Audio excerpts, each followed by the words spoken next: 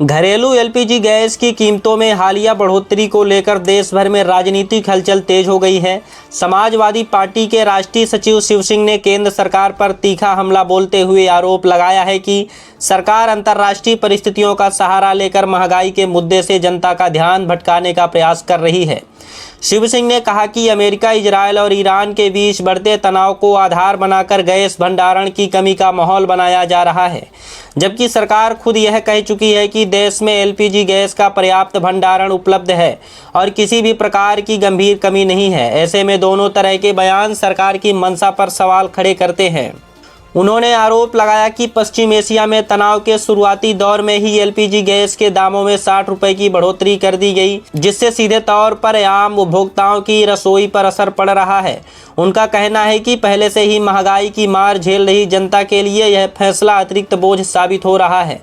सपा नेता ने यह भी कहा कि सरकार की नीतियां आम आदमी के हितों के विपरीत नजर आ रही है।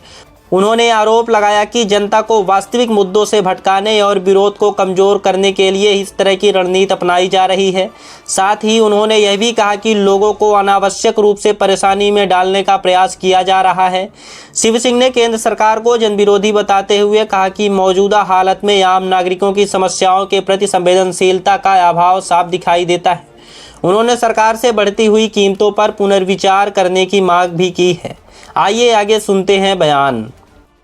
अमेरिका, इजराइल बनाम ईरान युद्ध के दरमियान शुरुआती दौर पर ही भारतीय जनता पार्टी की मोदी सरकार ने हिंदुस्तान के अंदर 60 रुपए पर सिलेंडर गैस की कीमतें बढ़ाने का काम किया।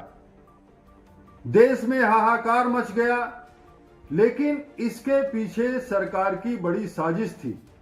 सरकार ने 60 रुपए रेट बढ़ाने का काम किया।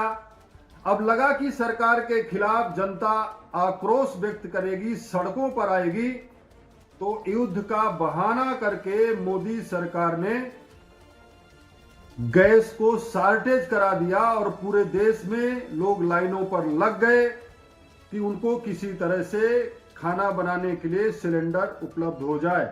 लेकिन इसके पीछे वही साजिश जो मैं बार बार कह रहा हूं कि सरकार रेट को लेकर के जनता उनके खिलाफ आक्रोश ना व्यक्त करे, इसलिए सरकार ने ये गैस की शॉर्टेज को पूरे देश में बवंडर के नाम पर खड़ा करने का काम किया है।